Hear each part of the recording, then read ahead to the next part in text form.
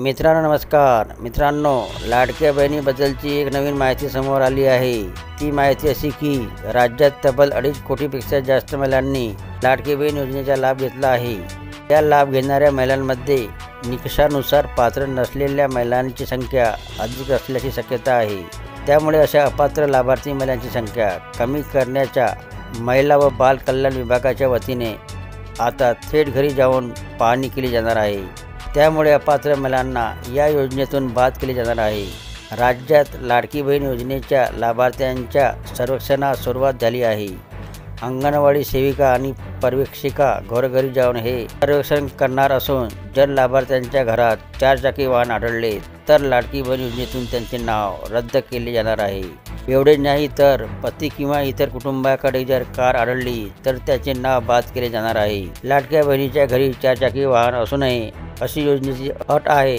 मात्र अनेक महिलांनी या अटीकडे दुर्लक्ष करून अर्ज भरले आहेत। त्यामुळे या योजनेतील खऱ्या लाभार्थ्यांनाच लाभ मिळावा यासाठी अपात्र महिलांची नावे वगळली जावीत यासाठी महिला व बाल कल्याण विभागाने आता पावले उचलण्यास सुरुवात केली आहे। महिला व बाल कल्याण विभागाने राज्य परिवहन विभागाकडून 4 चाकी वाहन मालकांची यादी मिळवली असून त्यानुसार ही यादी प्रत्येक जिल्ह्यात पाठवली जाणार असून त्यानुसार अंगणवाडी सेविका घरोघरी जाऊन महिलांच्या घरी 4 चाकी कोणत्या नावाने आहे याचे सर्वेक्षण करणार आहेत। एकत्रित कुटुंबातील पती सासरे यांपैकी कोणाकडे 4 चाकी वाहन असल्याचे आढळले तर त्या कुटुंबातील पती अथवा सून किंवा सासू यांची नावे या योजनेतून वगळली जाणार आहेत, अशी सूचना महिला व बाल विकास विभागाच्या वतीने देण्यात आल्या आहे।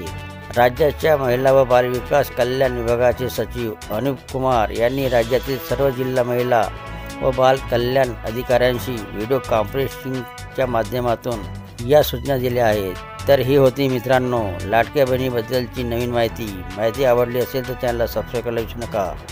जय महाराष्ट्र मित्रांनो।